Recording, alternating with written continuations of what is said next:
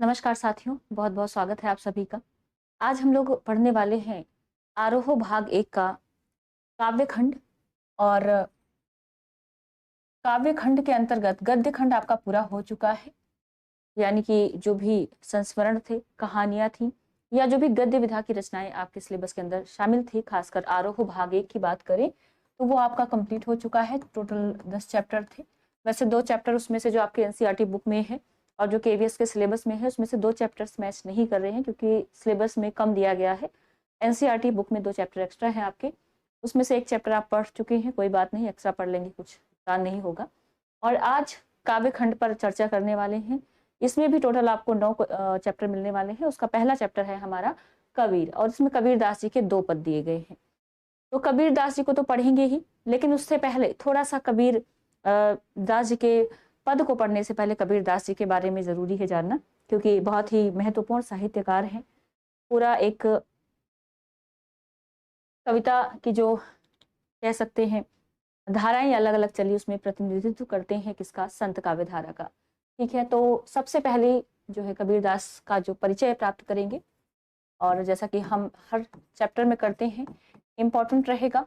अगर आप लोगों ने कुछ क्लासेस अपलोड की हुई हैं केवीएस में शामिल कवि और रचनाकार के नाम से, अगर आपने देखा होगा तो वहां पर कबीर दास के ऊपर 2 वीडियो अपलोड की गई हैं, और वहां से शायद आपने नोट बना लिया है। अगर नोट बनाया हुआ है तो आप दोबारा से नहीं बनाएंगे, अपने नोट लेकर बैठे, उसमें कुछ ऐड करना हो, मेंशन करना हो तो कर सकते हैं। बहुत ज़्यादा जो पुरानी क्लासेस हैं उसमें बहुत ज़्यादा डीप में हम लोगों ने पढ़ाई की है, लेकिन अभी हम उस हिसाब से करेंगे जो केवीएस चाहता है। तो आप चाहें तो वो क्लासेस भी देख सकते हैं, आप ही के सेक्शन में अपलोडेड है केवीएस में शामिल रचनाकार और कवि। उसमें जो भी कॉमन, इसलिए उसको अलग से सेक्शन बनाया गया है क्योंकि बहुत सारे ऐसे कवि रचनाकार हैं जो टीजीटी में भी हैं, पीजीटी में भी हैं, तो बार बार उनको ना पढ़ना पड़े इसलिए एक ही जगह पर उनको इकट्ठा कर दिया गया है।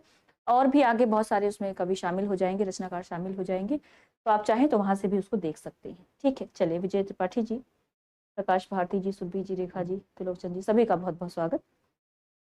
शुरुआत करेंगे। कुछ पुराने विद्यार्थी होंगे, शायद उन्होंने नोट बना लिए होंगे, तो बार बार नहीं बनाएंगे। प्रश्न देखो कहाँ से बनना शुरू हो जाता है। सबसे पहले तो इनका जन्म और निधन बहुत बार पूछा जाता है, ध्यान रखेंगे। समय, कबीरदास जी का अगर हम समय की बात करते हैं तो ध्यान रखेंगे इनका जो जन्म हुआ था 1398 ईस्वी में हुआ था और निधन 1518 में हुआ था। ठीक है, 1398 से लेके 1518, आप सोचेंगे कितने वर्ष जीवित रह चुके थे, तो बिल्कुल ये जो है इनका समय माना गया है। लगभग 120 साल तक जीवित रहे थे। डॉक्टर नगेंद्र ने इनको माना है, माता प्रसाद गुप्त जी ने भी इनको माना है, मतलब अलग अलग विद्वानों के द्वारा माने हैं। और ये जो मत है, हालांकि इसमें मतभेद है, लेकिन एनसीईआरटी भी इन्हीं को फॉलो करता है, तो आप इसको समय याद रखें। 1398 ईस्वी में जन्म हुआ था और 1518 में इनका जो है निधन हुआ था। आवाज वगैरह क्लियर होगी, मुझे लगता है आवाज में कोई ऐसी प्रॉब्लम नहीं है। ठीक है, इनके जन्म और निधन के संदर्भ में एक दोहा जो है मिलता है, उसको आप लिखेंगे। क्यों लिखेंगे? क्योंकि कई बार क्योंकि उसमें नाम नहीं आता इनका, तो एक दोहा दे दिया जाता है, आपसे पूछा जाता है कि किसके संदर्भ में है ये, तो आपको पता होना चाहिए जन्म के समय में, या आप लिख सकते हैं जन्म के संदर्भ में। इनके एक बहुत ही प्रचलित दोहा है, और क्या है, 1455, आपने पढ़ा होगा 1455 साल गए, इसको आप लिख लें।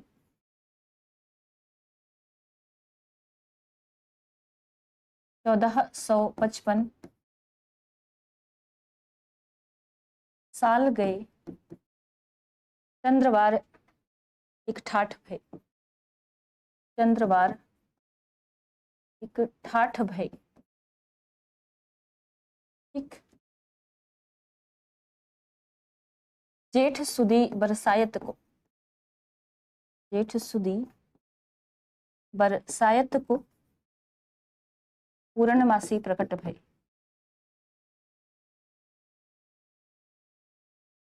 पूर्णमासी प्रकट भय।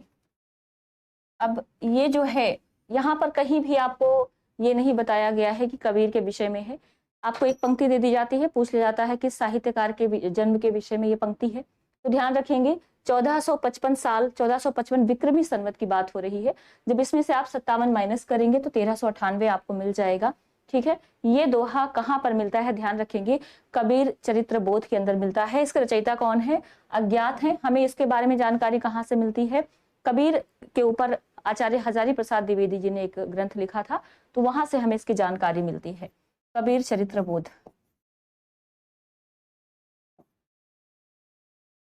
एक बार सवाल बन गया था कि कहाँ कहाँ, मतलब 2-3 पुस्तकों का नाम दिया गया था किसमें कबीर के बारे में जानकारी मिलती है, तो ये कबीर चरित्र बोध जो है इसके रचनाकार अज्ञात हैं, लेकिन उसके अंदर ये जानकारी हमें प्राप्त हो जाती है। अब थोड़ा सा निधन के संदर्भ में भी मिलता है। निधन के संदर्भ में एक दोहा है, ये आप याद रखें, क्योंकि जैसा कि मैंने कहा नाम नहीं है तो बिल्कुल प्रश्न यहाँ से बन जाता है। सपना जी शायद आप पहले बता चुकी हैं कि आपकी मम्मी जी का नाम जो है सेम है, चलिए बहुत अच्छा लगा। संवत 1575 1500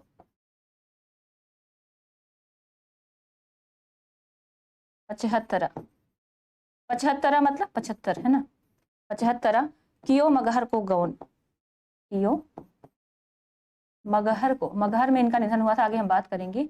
मगहर को गौन, गौन मतलब जाना, यो मगहर को गौन, माघ सुदी एकादशी, माघ का महीना था और एकादशी का दिन था, माघ सुदी एकादशी, वैसे एकादशी कहते हैं, इसमें जो लिखा हुआ एकादशी लिखा है, तो आप चाहें तो एकादशी भी कर सकते हैं, वैसे सही शब्द दशी होता है, लेकिन इस पुस्तक के हिसाब से वो दसी होगा, ठीक है। रौ पौन में पौन, रौ मतलब मिल जाना, पौन में पौन,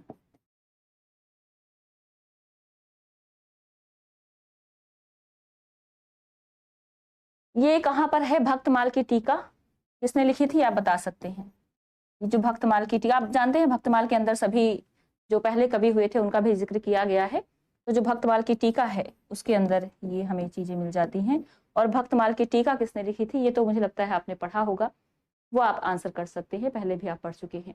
तो यहाँ से आपको 2 चीजें पता चली, एक तो 1398 में जन्म हुआ, 1518 में निधन हुआ, 2 दोहे इनके प्रचलित हैं जो इनके जन्म और निधन के संदर्भ में हमें जानकारियां देते हैं, ठीक है। चलिए, ज्योति जी की ये पहली ऑनलाइन क्लास है, तो बहुत बहुत स्वागत आपका ज्योति कारपेंटर जी। और ज्योति जी कह रही हैं प्रेमचंद के 2 भाग हैं क्या, वीडियो एक ही दिख रहा है। मैं एक बार देखती हूँ, आपने जो बताया है मैं कोशिश करूंगी एक बार और ट्राई करूँ, हो सकता है अगर मैंने बोला होगा क्लास के अंदर, शायद आपने मैसेज भी किया था, अगर मैंने बोला होगा क्लास में कि 2 भाग, इसका 1 भाग और है, तो जाहिर सी बात है होगा, और बिल्कुल हम उस पर बात करेंगे। आगे बढ़ेंगे, जन्म स्थान के विषय में भी बहुत ज्यादा मतभेद है, लेकिन जो सर्वमान्य है उसी को आप याद रख लें, ठीक है। जन्म स्थान, और जन्म स्थान कहाँ पर है, तो काशी आप याद रखें, काशी में ही इनका जन्म माना जाता है, और सर्वमान्य मत यही है। काशी ऐसा माना जाता है कि लहर तालाब, एक तालाब भी नाम आता है, तालाब भी पूछ लिया जाता है किस तालाब की बात होती है, तो लहर तारा नामक तालाब, आप ये जगह भी कह सकते हैं, क्योंकि लहर तारा एक तालाब का नाम था। आप जानते हैं विधवा ब्राह्मणी के यहाँ ये उत्पन्न हुए थे, बहुत इनकी इंटरेस्टिंग कहानी है। कहा जाता है कि विधवा ब्राह्मणी के यहाँ जब पैदा हुए तो एक तो ब्राह्मणी, ऊपर से विधवा, और समाज में क्या कहा जाएगा, आप समाज वाले उसको जीने नहीं देंगे, आप अनुमान लगा सकते हैं। तो ऐसी स्थिति में वो बेचारी क्या करती, उन्होंने इनको लहर तारा नामक तालाब में ले जाकर फेंक दिया, ऐसा माना जाता है। तो जब इन्होंने तालाब में फेंका, बड़े ओजस्वी, कई लोग कहते हैं कि तालाब के अंदर कमल के फूल पर अपने आप ही प्रकट हो गए थे, तो ऐसी बहुत सारी मान्यताएं, या आप कह सकते हैं किंवदंतियां, कही सुनी बातें होती हैं जो बहुत सारे महान पुरुषों के साथ जुड़ती चली जाती हैं। तो कबीर के बारे में भी ऐसी बहुत सारी कहानियां हैं, लेकिन आपने याद रखना है कि एक विधवा ब्राह्मणी के यहाँ पर इनका जन्म हुआ था, विधवा ब्राह्मणी का नाम क्या है वो नहीं मिलता है, और जन्म स्थान इनका काशी है। लहर तारा नामक तालाब में इनको जो है फेंक दिया गया था, और इसी लहर तारा नामक तालाब में नीमा और नीरू नाम के 2 क्या थे, जुलाहे थे। तो अगर इनके माता पिता के बारे में पूछा जाए तो माता पिता कौन थे, नीमा और नीरू, नीमा नीरू मैंने इकट्ठे लिख दिया है, आप भी अलग अलग कर सकते हैं। माता जिनकी कौन थी, 1 मिनट, शायद मैंने नाम जैसे देखने में बिल्कुल वही लग रहा है। पिता इनके कौन थे, नीरू थे, है ना, मैं इसको अलग अलग ही लिख देती हूँ क्योंकि ऐसे तो कंफ्यूजन हो जाएगी, क्योंकि मुझे ऐसा लग रहा है दोनों के नाम जैसे थोड़ा पहचानने में दिक्कत हो रही है कि स्त्री कौन है और पुरुष कौन है।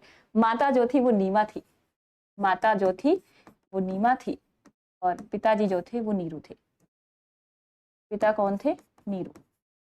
ध्यान रखेंगे इन्होंने क्या किया था, इनका पालन पोषण किया था, जन्म नहीं दिया था। इनके द्वारा जो है इनका पालन पोषण किया गया। अब कितनी अच्छी बात यह है कि जिन्होंने इनका पालन पोषण किया वो क्या थे? मुस्लिम थे। ऐसा माना जाता है कि ये मुस्लिम धर्म को मानने वाले थे और जिन्होंने जन्म दिया वो ब्राह्मण थे। तो एक ही साथ कबीर दो दो धर्मों से जुड़े हुए हैं। लेकिन सबसे मजेदार बात यह है कि कबीर किसी भी धर्म को नहीं मानते हैं, सभी धर्मों का खंडन करते हुए, बेसिकली धर्म का खंडन नहीं करते हैं, आप ये कह सकते हैं कि धर्म के अंदर जो बुराइयां हैं उसका खंडन करते हैं, जो दिखावा है, आडंबर है, उसका खंडन करते हुए हैं करते हैं। ईश्वर को एक मानते हैं। ऐसा नहीं है कि कबीर ईश्वर की कल्पना नहीं करते। जब वो राम की बात करते हैं, निर्गुण राम जपो रे भाई, तो मतलब निर्गुण की उपासना करते हैं। उसको आप जैसे ही आप आकार देते हैं, जैसे ही उसको कोई रूप प्रदान करते हैं, वहीं से दिखावा शुरू हो जाता है, वहीं से बाह्य आडंबर शुरू हो जाता है।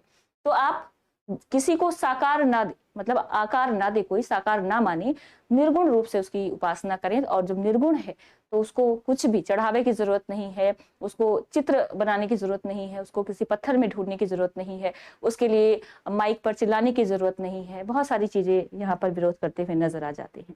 ठीक है, नीरू नीमा, हाँ माता पिता थे, बिल्कुल।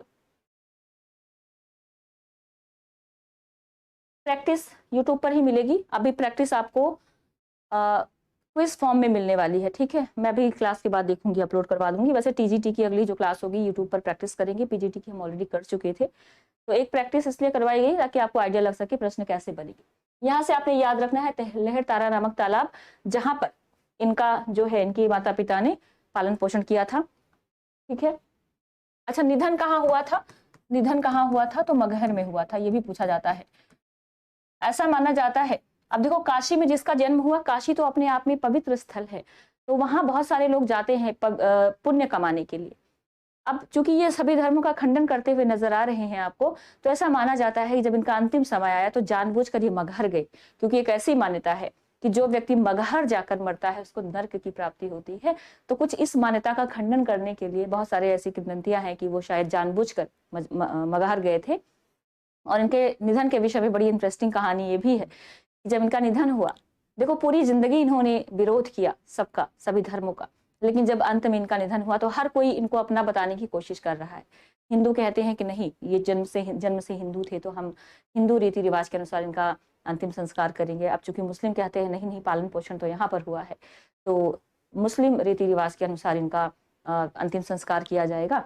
तो इस पर कहते हैं बड़ी लंबी बहस चली, और बाद में कोई बहुत चालाक व्यक्ति था, उसने चुपचाप रात के समय इनकी जो डेड बॉडी थी, मृत शरीर था, उसको हटाया और उसकी जगह पर ले जाकर फूल बिछा दी। और उसने फिर ये भ्रम फैलाया कि देखो कबीर तो ऐसे महान पुरुष थे कि पुष्प में विलीन हो चुके हैं, पुष्प में बदल चुके हैं, और फिर उसका बंटवारा कर दिया जाता है, भाई आधा फूल तुम रख लो, आधा फूल तुम रख लो, और अपने अपने हिसाब से जाकर अंतिम संस्कार करो। तो ये बहुत सारी कहानियां इनके निधन के बारे में भी प्रचलित है। ठीक है, ये चीजें आपने याद रखनी है। इनकी कोई पत्नी भी थी क्या? हाँ बिल्कुल, पत्नी भी थी और पुत्र पुत्री भी थी, ध्यान रखेंगे। पत्नी का नाम क्या था? लोई। और इनके एक पुत्र था, पुत्र का नाम क्या है? कमाल। और पुत्री भी है, उसका नाम क्या है? कमाली। अब देखो संत हैं लेकिन गृहस्थ जीवन जी रहे हैं, तो ऐसा नहीं है कि अगर आप संत की बात करें तो उसका एक ऐसा कोई लक्षण होता है कि वो गृहस्थ जीवन में नहीं जा सकता है। बिल्कुल गृहस्थ जीवन में रहते हुए भी आप संत परंपरा का निर्वाह कर सकते हैं। और इसका बहुत अच्छा एग्जाम्पल कौन है? कबीर हैं। आप देख रहे हैं भरा पूरा परिवार है, माँ है, पिताजी है, पत्नी है, बेटा है, बेटी है, लेकिन फिर भी इन्होंने संत परंपरा में अपना एक सर्वोच्च स्थान प्राप्त किया। आप कह सकते हैं प्रतिनिधि कवि के रूप में हमारे सामने आते हैं। एक सवाल यहाँ पर बनता है कि किसके समकालीन थे? हर एक पॉइंट इंपॉर्टेंट रहेगा, ध्यान रखेंगे। ये सिकंदर लोदी के समकालीन थे। तो आप लिख सकते हैं कबीरदास जी सिकंदर लोदी के समकालीन थे, सिकंदर लोदी के समकालीन थे। यहां से हर एक बिंदु इंपॉर्टेंट रहेगा। एक सवाल और पूछा जाता है, कबीर किस भाषा का शब्द है?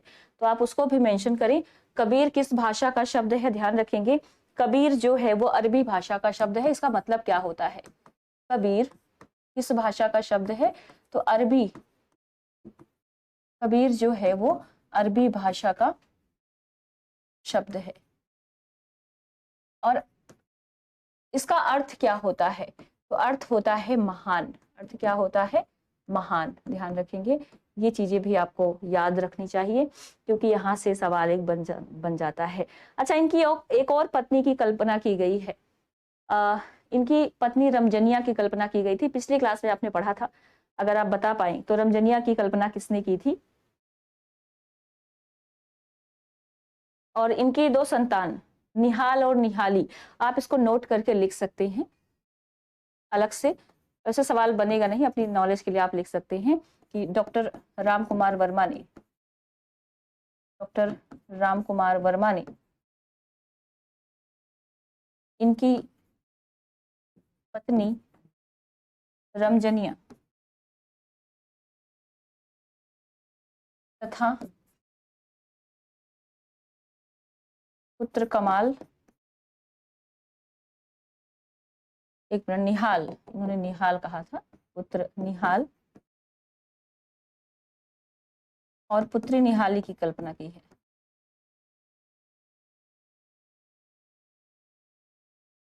निहाली की कल्पना की। अब एक सवाल यहाँ से बन जाए कि लोई ना मानकर रमजनिया किसने माना है?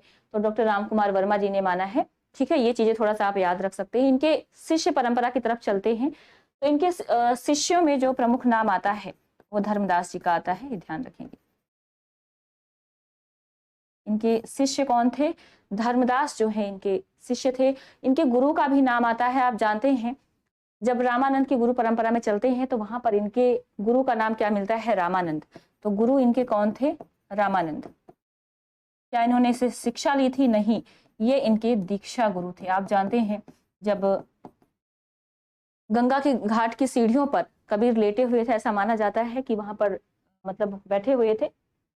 और ऐसे बहुत सारी परंपराएं, ऐसे सूरदास जी के बारे में भी आप जानते हैं। ऐसी मतलब इस परंपरा में मतलब जिस तरह से इनको दीक्षा दी गई थी, तो कबीरदास जी ऐसा माना जाता है कि बड़ा इनका उस समय रामानंद जी का बड़ा नाम हुआ करता था। तो वहीं कहीं पर इनकी मुलाकात हुई थी और इन्होंने जो है उनसे दीक्षा ली थी राम नाम की। हालांकि उनके राम जो है सगुण थे, इनके राम कैसे थे? निर्गुण। तो आप कह सकते हैं इनके राम कैसे थे? कबीर के राम निर्गुण थे।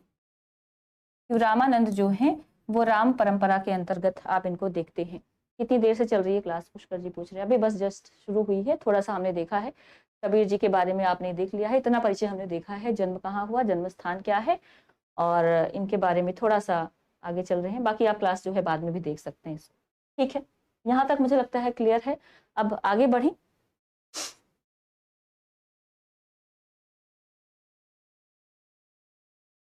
ये तो आपने कहा गुरु परंपरा में रामानंद का नाम आता है। एक सवाल और बन जाता है कि मुस्लिम परंपरा, क्योंकि हिंदू और मुस्लिम दोनों इनको अपने संप्रदाय का मानते थे, तो मुस्लिम किसको इनका गुरु मानते थे? शेख तकी को मानते थे। ध्यान रखेंगे, मुसलमानों के अनुसार या मुस्लिमों के अनुसार, जो इनको अपनी परंपरा में मानते थे, मुस्लिमों के अनुसार कबीर के गुरु कौन थे? शेख तकी कह सकते हैं। सूफी फकीर थे, ये सूफी फकीर थे।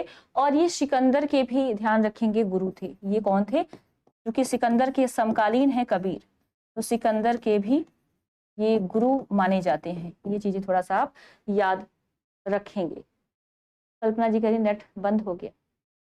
हाँ, मुस्लिम पंथी शेख तकी जो हैं इनके गुरु माने जाते हैं मुस्लिम परंपरा के अंदर। तो ये थोड़ा सा आप याद रख सकते हैं, यहाँ से सवाल बन जाते हैं। ठीक है, इनकी कुल रचनाओं की चर्चा करें। इनकी कुल रचनाएं कितनी हैं, थोड़ा सा उस पर बात कर लेते हैं। बहुत ज्यादा रचनाएं नहीं देखेंगे, वैसे तो रचनाओं की संख्या जो मानी जाती है वो 63 मानी जाती है। कुल रचनाएं कितनी मानी जाती है? 63 मानी जाती हैं। तो आपको सारा नहीं देखना है। कबीर दास की वाणियों का संग्रह इनके शिष्य ने किया था, धर्मदास ने, बीजक के नाम से। तो बस आप बीजक याद रखें, वहीं से सवाल भी बनता है, बहुत ज्यादा आपको केवीएस में सवाल बनेगा भी नहीं। ठीक है, बाकी आप लिखना चाहें तो कुछ इंपॉर्टेंट जो रचनाएं हैं वो लिख सकते हैं, जैसे अगाध मंगल एक इनकी रचना मिल जाती है, ध्यान रखेंगे। अगाध मंगल याद रखें। पूछी जाने लायक जो रचनाएं हैं, जैसे अनुराग सागर एक रचना है, अनुराग सागर। बहुत ज्यादा रचनाएं नहीं देखनी है आपको, बाकी हम आगे बात करेंगे उस पर।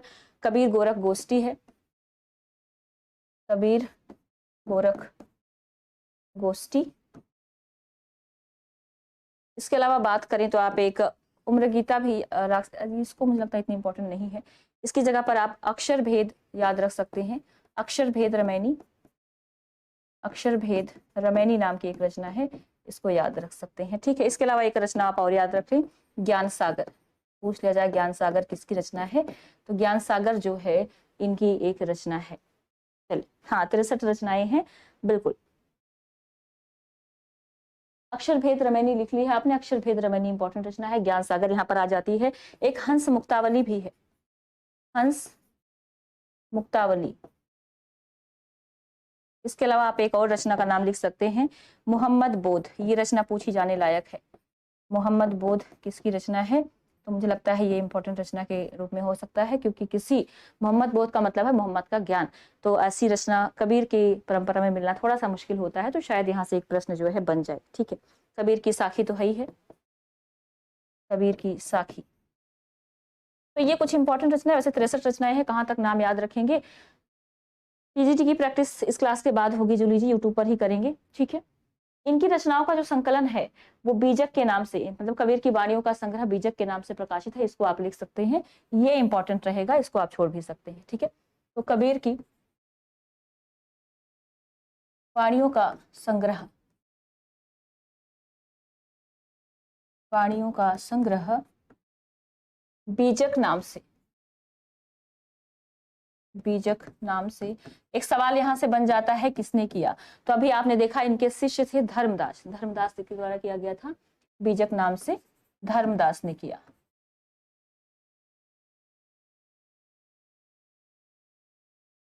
अच्छा, इस बीजक का संकलन इन्होंने कब किया था, 1464 ईस्वी में, आप याद रख सकते हैं समय भी, 1464 ईस्वी में किया गया था।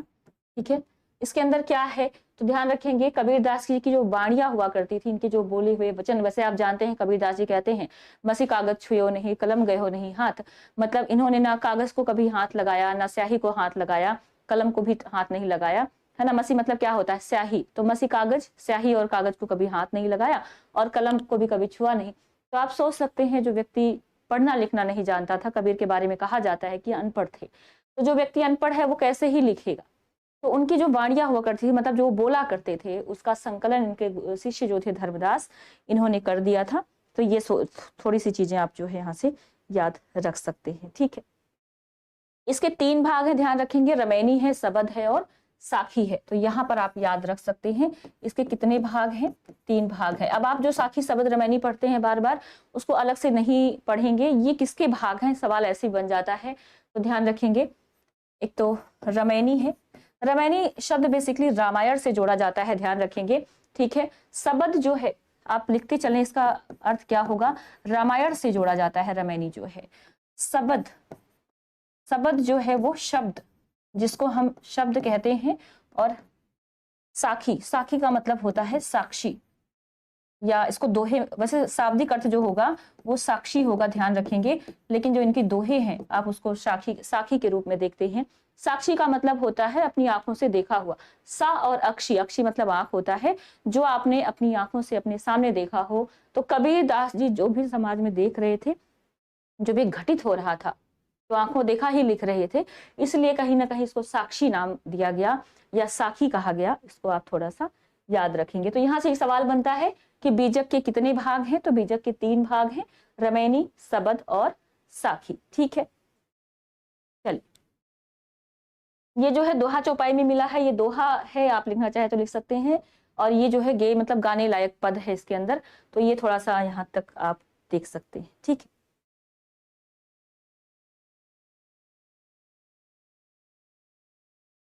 हाँ, साखी सबद रमैनी 1464 ईस्वी, एक सवाल और बनता है, कबीरदास जी की वाणियों का सबसे पुराना संग्रह कहाँ मिलता है? तो ये भी आप लिख सकते हैं। अगले पेज पर चलते हैं। तो कबीरदास की वाणियों का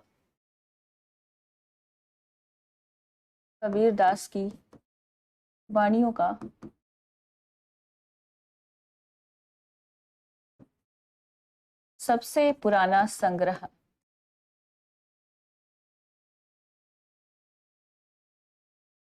कहाँ पर मिलता है? तो गुरु ग्रंथ साहब का नाम आपने सुना होगा, गुरु ग्रंथ साहिब। ठीक है,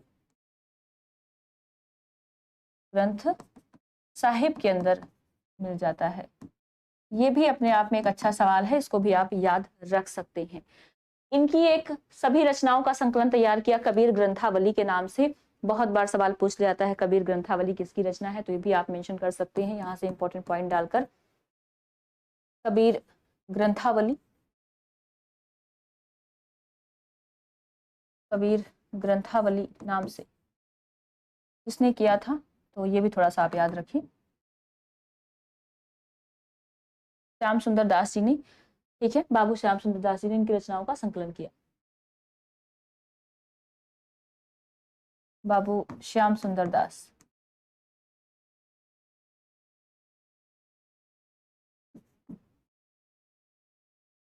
इनकी रचनाओं का संकलन किया।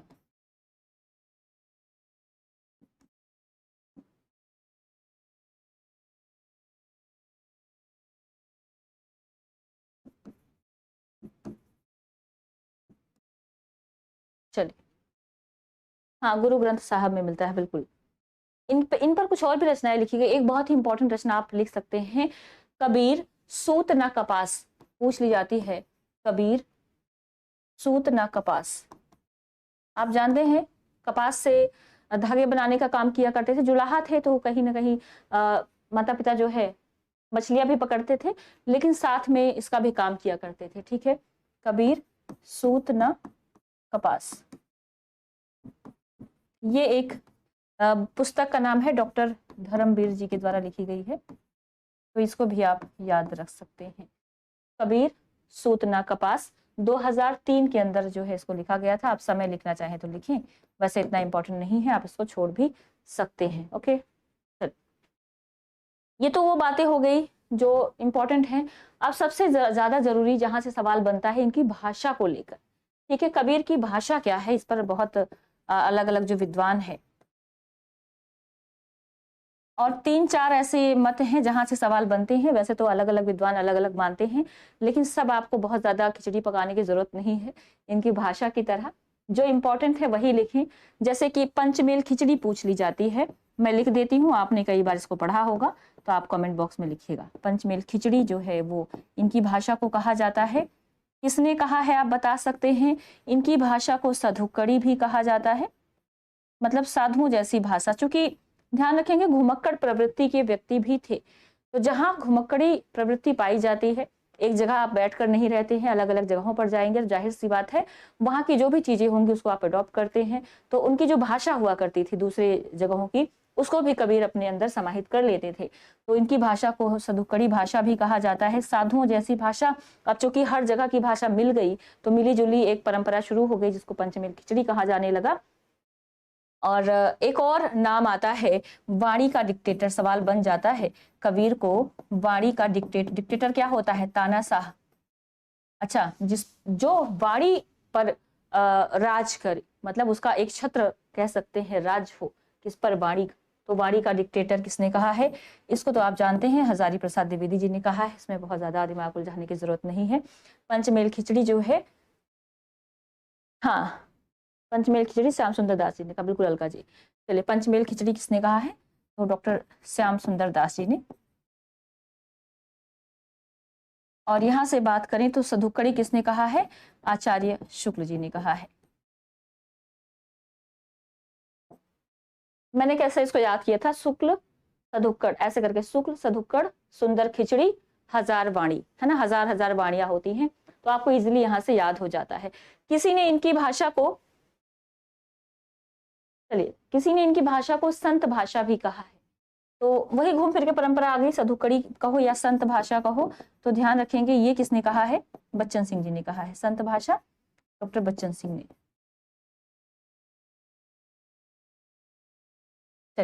ये जो है कुछ चीजें आप यहाँ से याद रख सकते हैं। पंचमेल खिचड़ी बिल्कुल इनको कहा गया है। थोड़ी सी विशेषताएं जो कि एनसीईआरटी में भी दी गई हैं, सवाल बन जाती हैं, आपको 4-5 विशेषताएं दे दी जाए और आपसे पूछ लिया जाए कि कौन सी कबीर की विशेषता है, तो मुझे लगता है आपको पता होना चाहिए कि कबीर की क्या क्या विशेषताएं हैं। तो कबीर के काव्य की विशेषताएं या कबीर के, आप लिख सकते हैं, काव्य की विशेषताएं क्या रही हैं, क्योंकि यहाँ से 4 ऑप्शन मिल जाएं और कौन से उनकी काव्य की विशेषता नहीं है, तो आपको पता होना चाहिए कि क्या नहीं है। एक तो आप कह सकते हैं समाज सुधार, धर्म सुधार की तरफ इन्होंने बहुत सारा काम किया है, तो एक तो समाज सुधार, या आप इसी को धर्म सुधार भी कह सकते हैं। इसके अंतर्गत क्या है थोड़ा सा समझिएगा। एक तो अभी आपने शुरू में देखा कि जो धर्म के अंदर एक तरह से आप कह सकते हैं दिखावा है या एक भेदभाव है, उसको कहीं ना कहीं समाप्त करने का इन्होंने प्रयास किया है। समाज के अंदर जो ऊंच नीच का की भावना है उसको समाप्त करने का इन्होंने प्रयास किया है। दूसरा आप कह सकते हैं इन्होंने गुरु की महिमा को माना है। ध्यान रखेंगे, ईश्वर में उन्होंने इतनी आस्था नहीं दिखाई है जितना गुरु में दिखाई है, तो गुरु महिमा मानते हैं। और यहाँ पर आप कह सकते हैं कि निर्गुण ईश्वर की उपासना, निर्गुण ईश्वर की उपासना, ये क्या हो गया, ईश्वर की उपासना जो है इनको इनके द्वारा की गई है, या इन्होंने ऐसा कहा है कि अगर आपको उपासना करनी है, ईश्वर को मानना है, तो उस निर्गुण निराकार की मानिए जो हर किसी के अंदर है, हर घट में विद्यमान है। तीसरा आप कह सकते हैं कि इन्होंने धर्म सुधार के लिए तो काम किया ही, इनके अंदर जो भक्ति भावना थी वो भी आपने देख लिया कैसी थी, निर्गुण ईश्वर के प्रति इन्होंने, और बाह्य आडंबरों का विरोध, ये बहुत इनका बड़ा एक, बाह्य आडंबरों का विरोध, बाह्य आडंबरों का विरोध कबीर के अंदर देखने को मिल जाता है। अब यहाँ पर देखो आपको 2 चीजें मिल जाती हैं, चाहे वो हिंदू हो मुसलमान हो, किसी का पक्ष नहीं लेते हैं, लेकिन किसी के विपक्ष में भी नहीं है, ये ध्यान रखेंगे। एक तरह से आप कह सकते हो वो तटस्थ है, ना मैं तुम्हारी सुनता हूँ ना मैं तुम्हारी सुनता हूँ, क्योंकि तुम दोनों के अंदर ही बुराइयां व्याप्त हैं। तो बुराइयों का जो है कहीं ना कहीं ये अंत करते हुए नजर आ जाते हैं। ठीक है, इनकी भाषा शैली कैसी है, तो भाषा शैली की बात करें, अभी आपने देखी सधुक्कड़ी कह सकते हैं इसको, अगर और इजी समझो शब्दों में समझना चाहें तो आप कह सकते हैं मिली जुली भाषा, मिली जुली। अच्छा, जब हमने यहाँ पर एक शब्द प्रयोग किया पंचमेल, पंचमेल का मतलब क्या होता है, 5 तरह की मिली हुई, तो क्या कोई बता सकता है पंचमेल खिचड़ी के अंदर क्या क्या शामिल हो जाएगी?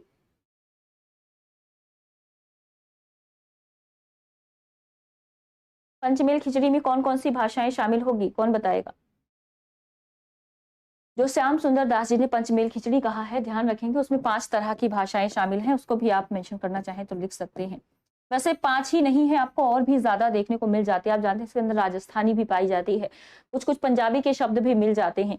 ठीक है, तो ब्रज और अवधी तो मुख्य रूप से है ही है, इसको उस समय हालांकि बोली कहा जाता था, आज के समय में बोली कहा जाता है, लेकिन इनकी जो चूंकि भाषा है तो भाषा के संदर्भ में ही आप इसको पढ़ेंगे। ठीक है, पंजाबी के शब्द भी मिल जाते हैं, पंजाबी के शब्द भी मिल जाते हैं, इसके अलावा फारसी के शब्द भी मिल जाते हैं। अब चूंकि सिकंदर लोदी के समकालीन थे तो कहीं ना कहीं वो प्रभाव जो है वो देखने को मिल जाता है, और अरबी के शब्द भी। अब यहाँ पर मैंने कहा 5 से ज्यादा भी है, राजस्थानी शब्द भी देखने को मिल जाते हैं।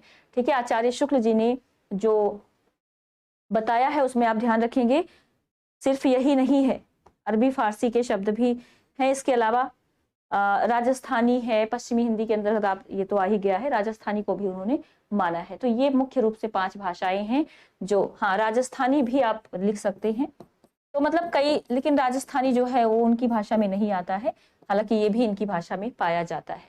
चलिए, गुजराती भी है, हाँ बिल्कुल, देशज भाषा भी है, आनंद जी ने लिखा है राजस्थानी, ब्रज, गुजराती, पंजाबी, देशज।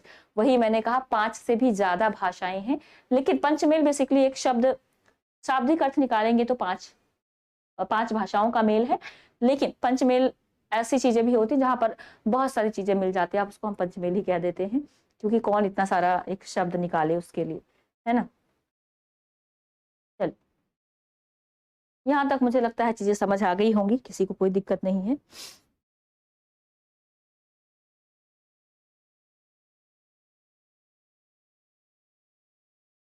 आगे बढ़े।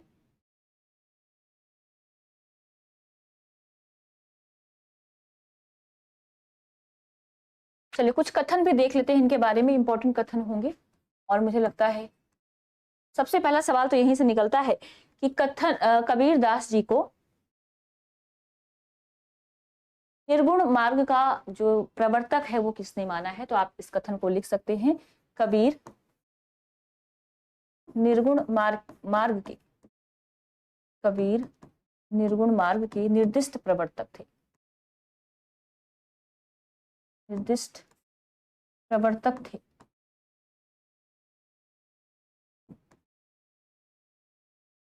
ये किसने माना है? आचार्य शुक्ल जी ने माना है। मतलब इन्होंने संत को नहीं माना, ध्यान रखेंगे। एक बार सवाल बना था ना, संत काव्य परंपरा के प्रवर्तक, तो उन्होंने निर्गुण का माना है, संत का नहीं माना है। थोड़ा सा इस चीज को ध्यान में रखते हुए चलेंगे।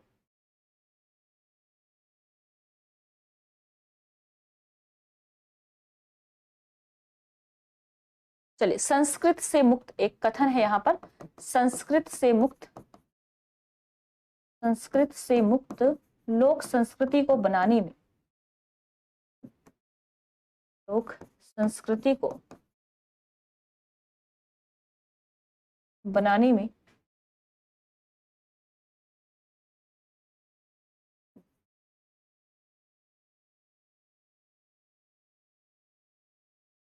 कबीर का योगदान अप्रतिम है, कबीर का योगदान अप्रतिम है। मतलब जिसका कोई और उदाहरण जो है ना मिले। किसने कहा है ये? बिल्कुल रामस्वरूप चतुर्वेदी जी का ये कथन है, आप इसको लिख सकते हैं, रामस्वरूप चतुर्वेदी। ठीक, वैसे कथन बहुत सारे हैं। प्रतिभा उनमें बड़ी प्रखर थी, इसमें संदेह नहीं। अब सवाल बन जाता है किसके संदर्भ में है? प्रतिभा उनमें प्रखर थी, इसमें कोई संदेह नहीं।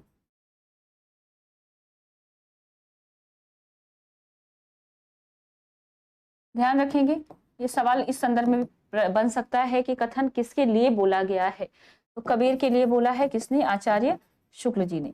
आप एनसीईआरटी कवि लेखक की चैप्टर में जाइएगा।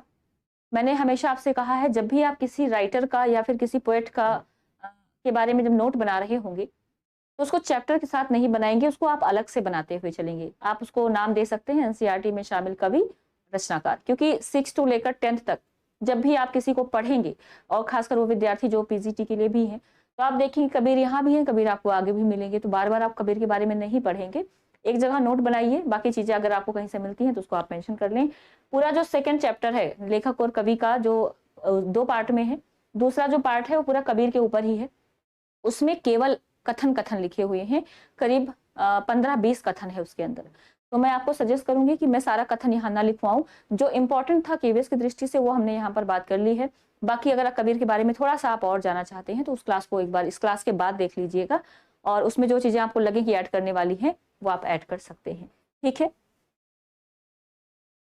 हनुमान जी की आरती जो है रामानंद ने लिखा है, आनंद जी, कबीर ने नहीं लिखा है। ठीक है, रामानंद ने लिखा है। एक बहुत अच्छा कथन इनका आता है, आज तक हिंदी में ऐसा कोई व्यंग लेखक नहीं हुआ है, व्यंगकार लेखक नहीं हुआ है, जबरदस्त व्यंग इन्होंने किया है। आज तक हिंदी में, आप इसको लिख सकते हैं, आज तक हिंदी, आज तक न्यूज वाला नहीं है, ध्यान रखेंगे, आज तक हिंदी में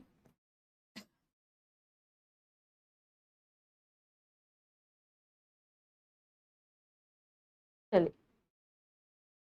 आज तक हिंदी में ऐसा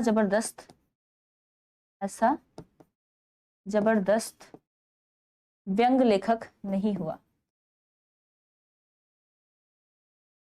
व्यंग लेखक। अब देखो यहां से वही सवाल निकलता है कि व्यंग लेखक किसको माना गया है? तो कबीर को माना गया है। ठीक है, कबीर को माना गया है। किसने माना है? हजारी प्रसाद द्विवेदी जी ने माना है। चलिए,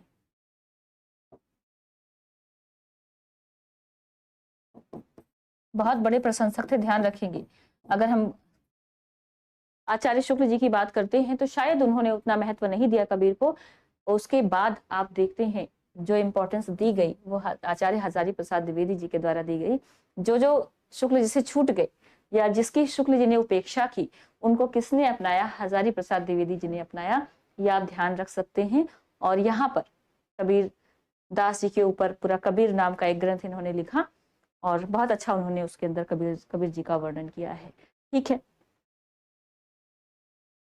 तो एक बार आप उस क्लास को देखिएगा, उसमें सारे कथन हैं, आप उनको भी एक बार देख लीजिएगा। बाकी आप चलेंगे अपने चैप्टर की तरफ। ठीक, और हमारा जो चैप्टर है उसके अंदर पद है, 2 पद दिए गए हैं। पहला पद छोटा है, 6 पंक्तियों का है। दूसरा पद जो है थोड़ा सा बड़ा है। तो पंक्ति की तरफ चले।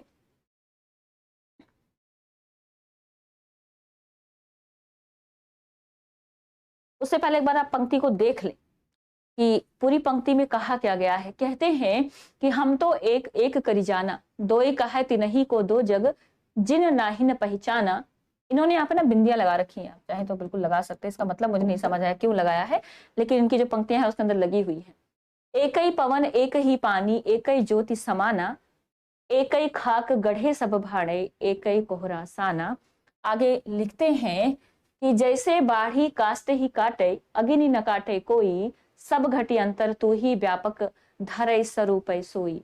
माया देखी के जगत लुभाना, काहे रे नर गरबाना, निर्भय भया कछु नहीं व्यापय, कहे कबीर दीवाना। ये जो पहली वाली पंक्ति है, आपकी पहला पद है, इसको थोड़ा सा समझने का प्रयास करेंगे। और मुझे लगता है अगर आपके पास पुस्तक होगी तो आप बिल्कुल उसको ओपन करके बैठिएगा। जो भी डिफिकल्ट वर्ड होंगे आप उनको वहीं पर लिखते चलें।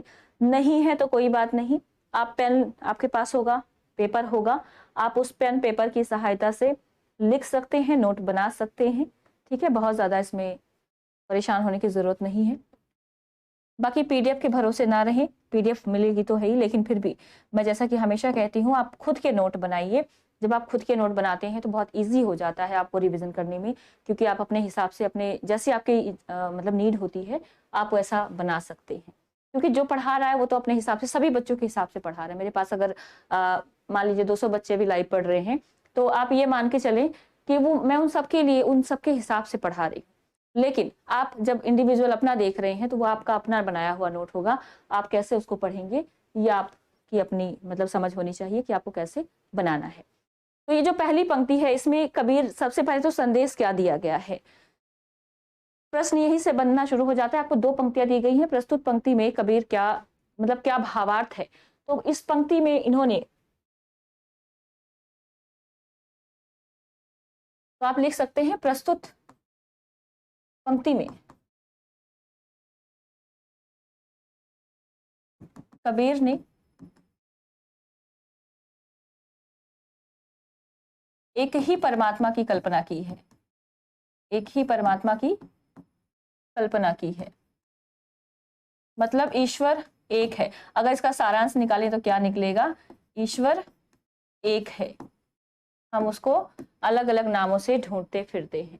अब आते हैं अपनी पंक्ति की तरफ। तो हम तो एक एक करी जाना, एक यहाँ पर इन्होंने 2 शब्द प्रयोग किया गया है, ध्यान रखेंगे। दोनों शब्द का अलग अलग मतलब है। यहाँ पर एक का मतलब होता है केवल एक, मतलब एक का मतलब है परमात्मा। ठीक है, परमात्मा। हम कौन? लोग, इस संसार के लोग आप कह सकते हैं। यहाँ कबीर जी कहते हैं कि जो दुनिया वाले हैं या लोग जो हैं दुनिया में, वो ईश्वर को एक नहीं मानते हैं। ईश्वर को क्या करते हैं? अलग अलग मानते हैं।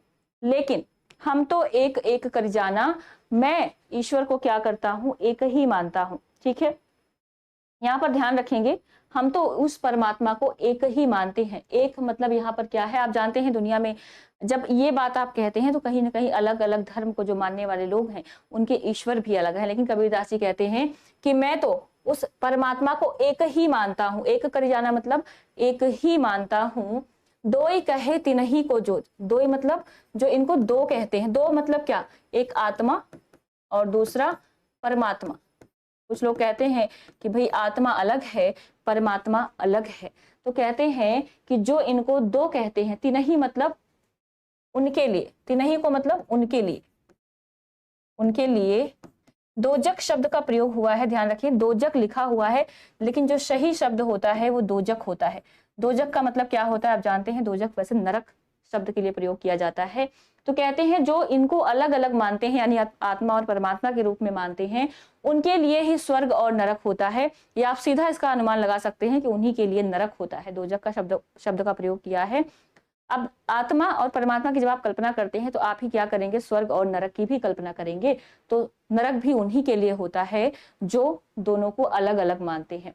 जिन नाहिन पहचाना, और इनको पहचानते नहीं है, मतलब वो लोग पहचान नहीं पाते हैं कि आत्मा परमात्मा एक है। नाहिन मतलब नहीं, जिन मतलब उनको, ठीक है। पहचाना मतलब पहचान नहीं पाते हैं।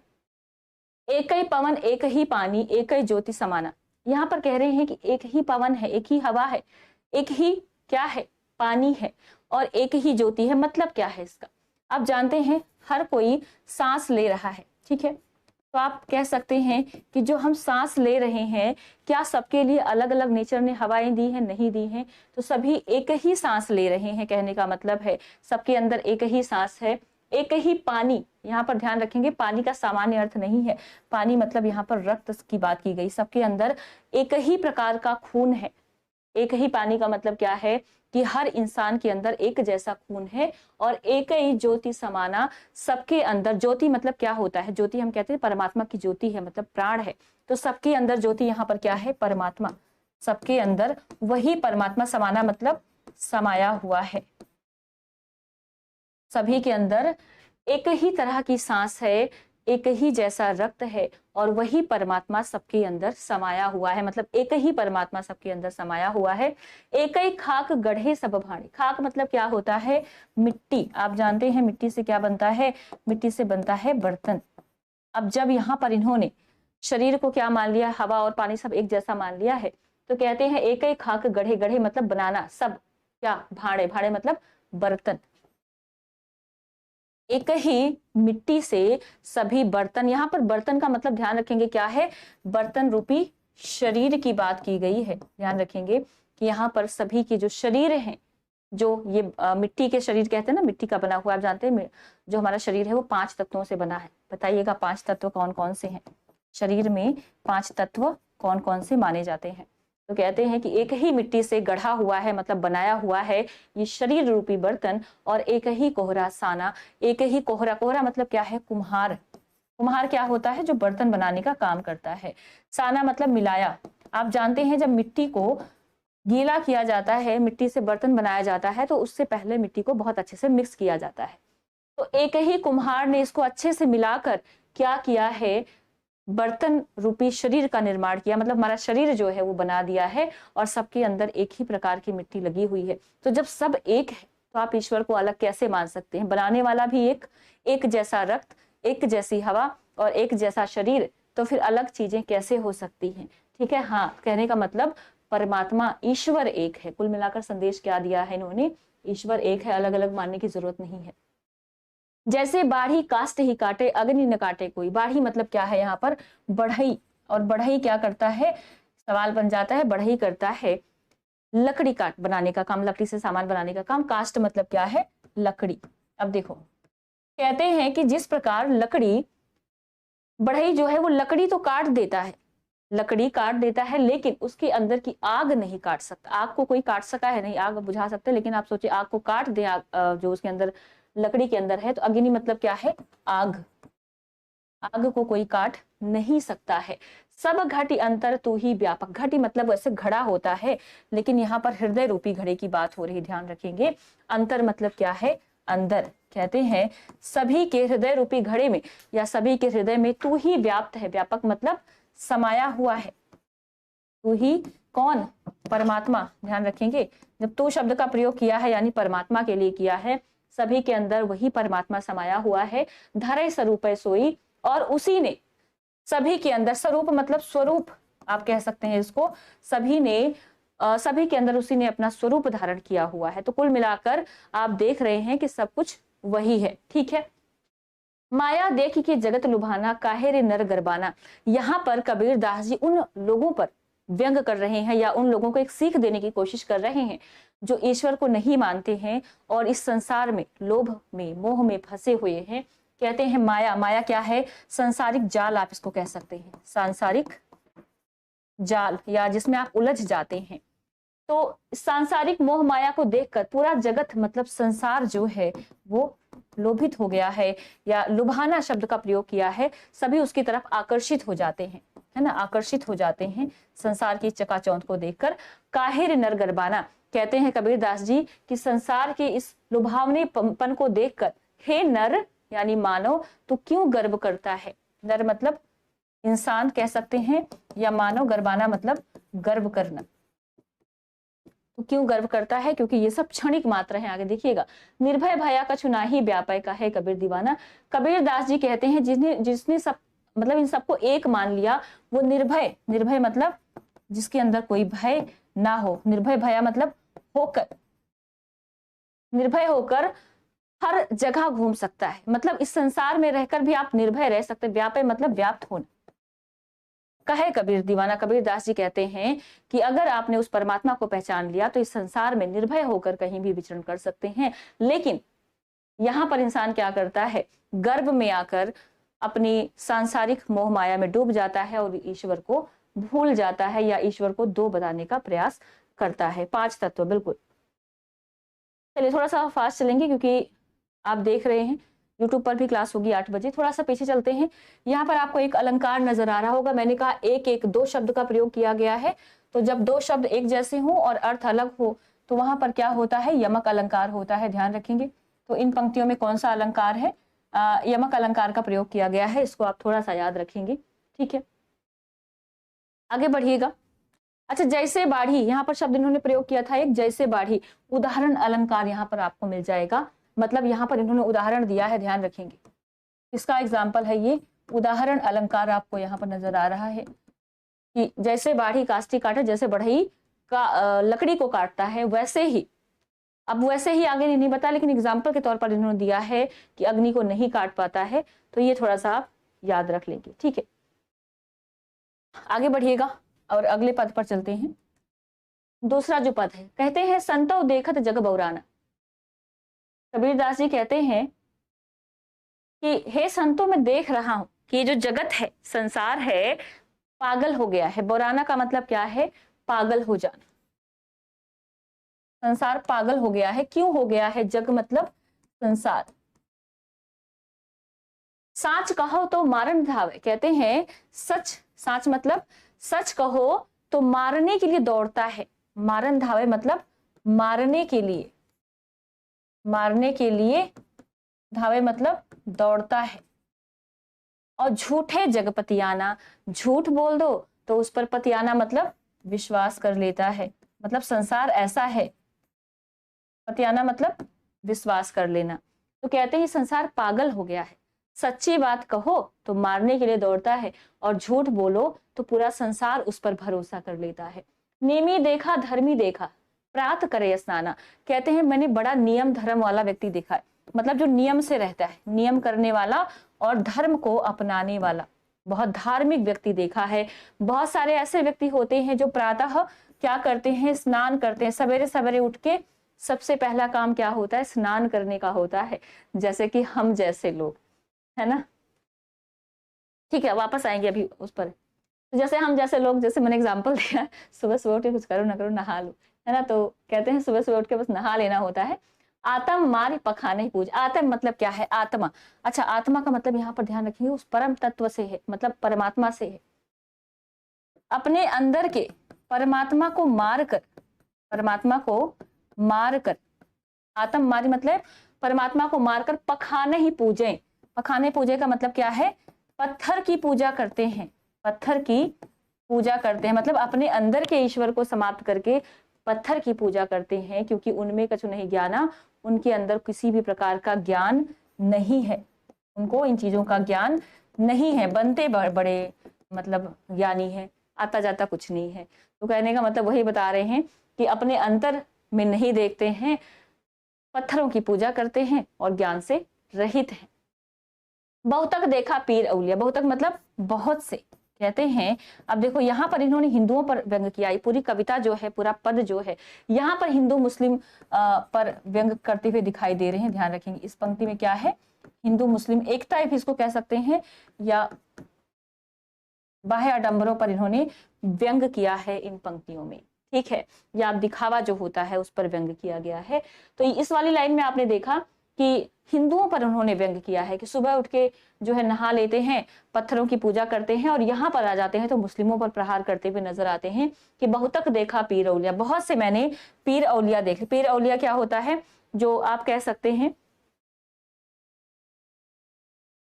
जो धर्म गुरु होते हैं, मुस्लिम धर्म गुरु है ना, मुस्लिम धर्म गुरु आप इनको कह सकते हैं, जो क्या करते हैं, पढ़े किताब, किताब मतलब ग्रंथ, और ग्रंथ का नाम क्या है, कुरान, जो सुबह सुबह उठ के क्या करते हैं, कुरान पढ़ते हैं, कुरान का ग्रंथ पढ़ते हैं। कई मुरीद तबदीर बतावे, तदबीर मतलब क्या, मुरीद मतलब यहाँ पर ध्यान रखेंगे, मुरीद का मतलब यहाँ पर है शिष्य, या आप कह सकते हैं कि जब आप किसी से बहुत ज्यादा प्रभावित होने लग जाए, ठीक है, अगर आप कहते हैं ना हम किसी के मुरीद हो गए, तो जब आप किसी के मुरीद हो जाते हैं तो उसको कहते हैं शिष्य हो जाना। तो शब्द इन्होंने प्रयोग किया है शिष्य, और तबदीर मतलब होता है उपाय बताना।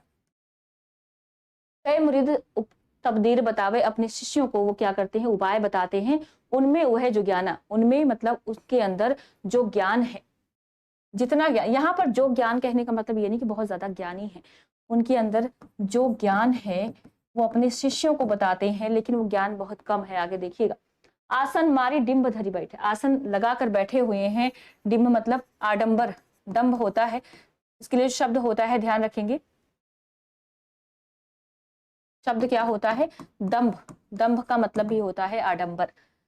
तो आसन मारकर बड़े आडंबर में बैठे हुए हैं, मन में बहुत गुमाना, अपने मन के अंदर बहुत ज्यादा गुमान मतलब गर्व है। ऐसे बहुत सारे लोगों को कबीर देख रहे हैं कि आसन मारकर बैठे रहते हैं बड़े आडंबर के साथ, और मन में बहुत ज्यादा गर्व उनके होता है, घमंड होता है। पीपल पाथर पूजन लागे, पीपल मतलब पीपल का पेड़, पीपल का पेड़ आप कह सकते हैं, उसकी पूजा करते हैं, और पाथर मतलब पत्थरों की पूजा करते हैं, पत्थर की पूजा करते हैं। तीर्थ गर्भ भुलाना, कहते हैं तीर्थ को उन्होंने क्या कर दिया है, भुला दिया है, मतलब हर जगह आप देख रहे हैं कि इन्होंने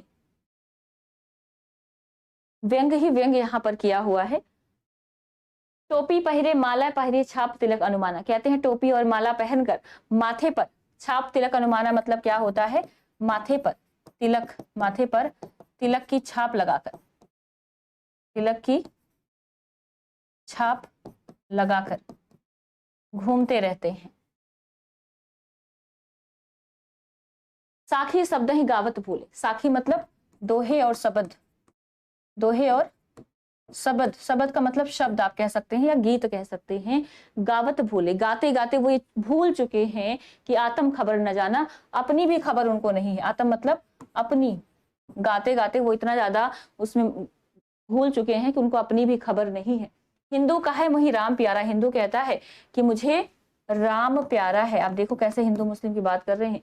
तुर्क का है रहमाना, और तुर्क कहता है कि मुझे रहमान पसंद है। राम रहीम की जब हम बात करते हैं तो कहते, तुर्क मतलब कौन, मुस्लिम कहता है कि मुझे रहमान पसंद है, यानी हिंदू राम को पसंद कर रहा है, मुस्लिम। अब यहाँ पर दो नाम इन्होंने लिए हैं, ध्यान रखेंगे, ये दोनों नाम किसी न किसी ईश्वर को दिखा रहे हैं कि परमात्मा अलग अलग कर दिए गए हैं। आपस में दो लड़ी लड़ी मुए, लड़ी लड़ मतलब लड़ लड़कर, लड़ लड़कर, मुए मतलब मर गए।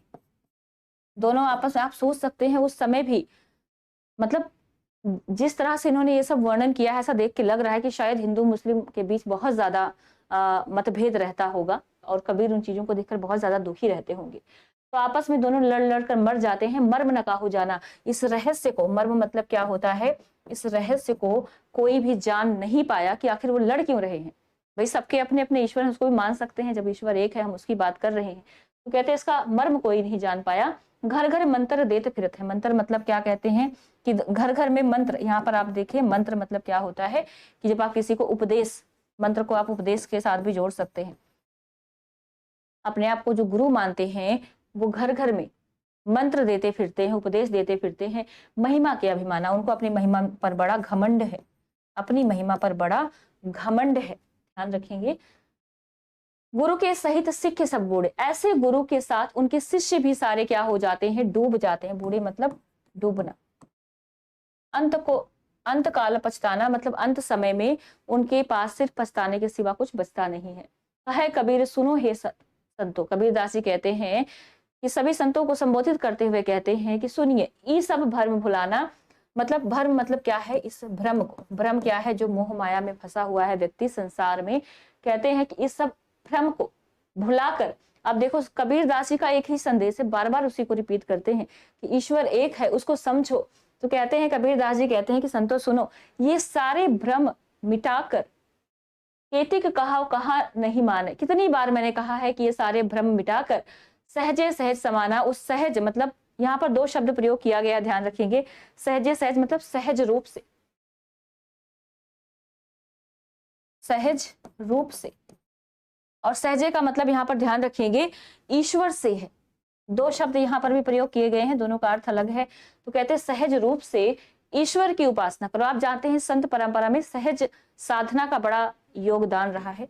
सहज साधना जब आप सिद्ध पढ़ते हैं, सिद्ध साहित्य, तो वहां पर भी सहज साधना का उल्लेख मिलता है। तो कहते हैं सहज साधना से ही ईश्वर को प्राप्त किया जा सकता है। तो सारे भ्रम भुलाकर, मैं बार बार लोगों से कहता हूं, केतिक कहो मतलब कितनी बार कहूं, कितनी बार कहूं, कहा नहीं माने, मेरा कहना नहीं मानता, कोई मेरा कहना नहीं मानता कि ईश्वर जो है वो सहज साधना से मिलेगा, ऐसे बाह्य आडंबरों से नहीं मिलेगा। ठीक है, एक बार फटाफट से देख लेते हैं वापस से। और यहाँ पर आप थोड़ा सा ध्यान दीजिएगा, केतिक कहा कहा नहीं माने, एक शब्द यहाँ पर प्रयोग किया गया है। यहाँ पर आपको कौन सा अलंकार नजर आ रहा है, अनुप्रास अलंकार नजर आ रहा होगा। ठीक है, अनुप्रास अलंकार नजर क्यों आ रहा है, क्योंकि क तीन बार आप देख रहे हैं, क दिख रहा है। जब एक ही वर्ण एक से ज्यादा बार आ जाता है तो वहां पर अनुप्रास अलंकार होता है। ये आप जानते हैं। सहित सिख सब, यहाँ पर देखिएगा, सहित सिख सब, यहाँ पर क्या है, अनुप्रास अलंकार है। तो अलंकारों पर ध्यान देते हुए चलेंगे। और यहाँ पर क्या है, आप देख रहे हैं, यमक अलंकार नजर आ रहा है आपको।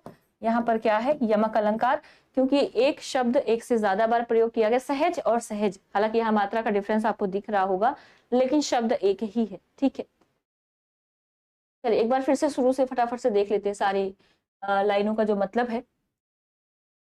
देखिए, हम तो एक एक कर जाना, कबीरदास जी कहते हैं कि हम तो ईश्वर को एक ही मानते हैं, मतलब एक ही परमात्मा है, इस चीज को मानते हैं। दो ही कहे तिनहि को दो, जो दो कहते हैं इनको, दो मतलब आत्मा और परमात्मा, उनके लिए ही दोजक होता है, मतलब नरक और स्वर्ग होता है। जिन ना ही पहचाना, और जिसको वो पहचानते नहीं है, मतलब उन्हीं के लिए सब कुछ होता है। एक ही पवन एक ही पानी, सबके अंदर एक ही श्वास है, एक ही रक्त है, पानी का मतलब रक्त, एक ही ज्योति ज्योति समाना, और एक ही परमात्मा समाया हुआ है। एक ही खाक गढ़े सब भांडे, एक ही खाक यानी मिट्टी से सभी गढ़े हुए बर्तन हैं। बर्तन किसको कहा गया है, शरीर को कहा गया है। और एक ही कुम्हार ने इन सबको सान कर बनाया है। सानना मतलब मिलाना, जैसे आटा गूंथते हैं ना, उसको सानना कहते हैं, ध्यान रखेंगे। कहते हैं जैसे बढ़ई काठ को काट सकता है लेकिन आग को नहीं काट सकता, उसमें जली हुई उसमें स्थित आग को नहीं काट सकता है, वैसे ही सब घटी अंतर तू ही व्याप्त, सब घट में, हर शरीर के अंदर तू ही मतलब कौन, वो परमात्मा व्याप्त है, अलग अलग रूप धारण करके। धरे स्वरूप सोई मतलब उसने सबके अंदर अलग अलग रूप धारण कर लिया है। माया देख के जगत लुभाना, काहेरी नरगरबाना। कबीरदास जी यहाँ पर लोभी मनुष्यों को संबोधित करते हुए कहते हैं कि हे मनुष्य, इस जगत रूपी मोह माया में फंसकर तो क्यों गर्व करता है। लुभाना मतलब लोभित होकर, उसके अंदर फंसकर गर्व करता है। निर्भय भया कछु नाही व्यापय, अगर उस जो हर जगह व्याप्त है उसको एक बार समझ जाएगा तो हर जगह निर्भय होकर घूम सकता है। कहे कबीर दीवाना, कबीरदास जी उन लोगों को समझाते हुए कहते हैं। ठीक है, आगे बढ़ेंगे। संतो देखत जग बौराना, कबीरदास जी संतों को संबोधित करते हुए कहते हैं कि संतो देखो, जग पागल हो गया है, संसार पागल हो गया है। साच कहो तो मारन धावे, झूठ है जगपतियाना। सच्चाई कहो तो लोग मारने दौड़ते हैं, झूठ कहो तो आराम से विश्वास कर लेते हैं। नेमी देखा धर्मी देखा, प्रातः करे स्नान, बहुत नियम धर्म करने वाले लोगों को देखा है और बहुत सुबह उठकर नहाने वाले लोगों को भी देखा है। आत्म मारी पखाने पूजे, अपनी अंतरात्मा यानी कि परमात्मा को मारकर पत्थरों की पूजा करते हैं, ऐसे लोगों को भी देखा है, लेकिन उनमें कुछ ज्ञान नहीं होता है। बहुतक देखा पीर औलिया पढ़े किताब कुराना। कहते हैं मैंने बहुत सारे पीर औलियाओं को देखा है, मतलब मुस्लिम धर्म गुरुओं को देखा है जो ग्रंथ पढ़ते हैं, कुरान पढ़ते हैं, लेकिन यहाँ पर भी कहते हैं कि कई मुरीद तब्दीर बतावे, अपने शिष्यों को, मुरीद मतलब क्या है, शिष्यों को उपाय बताते हैं, और उनमें जो ज्ञान है, अब उपाय देखो यहाँ पर व्यंग किया गया है, उनके अंदर ज्ञान नहीं है, फिर भी जो ज्ञान है वो उपाय के रूप में बता रहे हैं, अपने शिष्यों को क्या दे रहे हैं, ज्ञान दे। आसन मारी डिम्ब धरी बैठे, कहते हैं ऐसे लोगों को भी देखा है जो आसन लगाकर बड़े आडंबर के साथ बैठे हुए, डिम्ब मतलब होता है आडंबर, दंभ, मन में बहुत गुमाना, अपने मन में बड़ा गर्व करते हैं, घमंड करते हैं। यहाँ गर्व का मतलब वो वाला नहीं, ध्यान रखें, घमंड का है, ठीक है। पीपर पाथर पूजन लागे तीरथ गर्भ भुलाना, कहते हैं पीपर और पत्थरों की पूजा करने लगे हैं, तीरथ को बिल्कुल भुला दिया है। टोपी पहरे माला पहरे छाप तिलक अनुमाना, टोपी और माला पहनकर माथे पर तिलक छाप कर बैठे हुए हैं, ऐसे भी लोगों को हमने देखा है। साखी शब्द ही गावत भूले आत्म खबर न जाना, साखी और शब्द यानी दोहे और गाने गाते फिरते हैं, लेकिन अपनी आत्मा को पहचान नहीं पाते। आत्म खबर न जाना मतलब अपनी खबर नहीं रखते, यानी उस परमात्मा की खबर नहीं रखते। अपनी का मतलब ध्यान रखेंगे, यहाँ पर बेसिकली शब्द जो है वो परमात्मा के लिए है। अपने अंदर कौन है, परमात्मा है, तो उसी खबर रखना मतलब अपनी खबर रखना। हिंदू कहा है मुझे राम प्यारा, हिंदू कहता है कि मुझे राम प्रिय है, और मुस्लिम कहता है कि मुझे रहमान प्रिय है। आपस में दोनों लड़ लड़ कर मर जाते हैं, लड़ लड़ मुझे। देखिए यहाँ पर क्या है, पुनरुक्त प्रकाश अलंकार मिलेगा आपको, पुनरुक्त प्रकाश, ठीक है, या पुनरुक्त अलंकार कह सकते हैं इसको, क्योंकि एक ही शब्द एक से ज्यादा बार रिपीट हो रहा है। मर्म न काहू जाना, ये जो रहस्य है कोई जान नहीं पाया।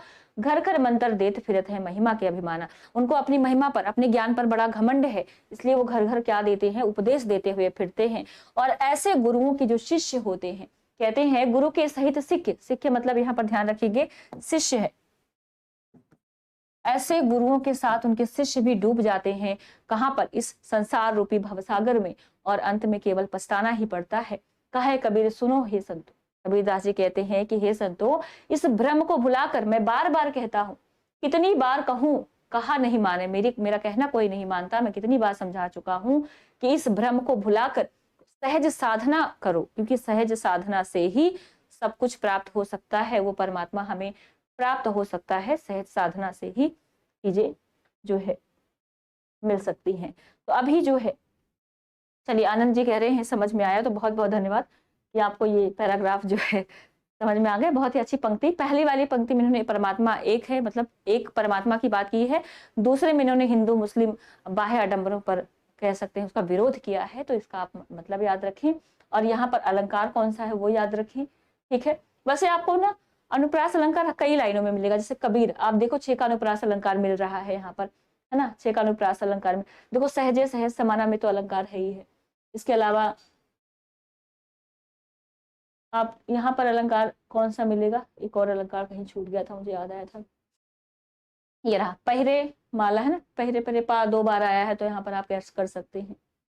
चलिए अलंकार आपको अनुप्रास, वैसे अनुप्रास अलंकार तो हर पंक्ति में मिलता है। अब यहाँ पर देखिए अंतानुप्रास अलंकार, अंत्यानुप्रास अलंकार मिल रहा है, तो इसलिए अलंकार जो है, अनुप्रास तो पूछा नहीं जाता, अंत्यानुप्रास तो आपको हर जगह मिल जाता है। तो फिलहाल के लिए इतना ही। अच्छा, यूट्यूब पर क्लास है, मुझे लगता है टाइम निकल गया, बहुत सारे बच्चे वेट कर रहे होंगे, तो आ जाइए फटाफट, यूट्यूब पर भी खत्म कर लेते हैं, थोड़ा प्रैक्टिस कर लेंगे।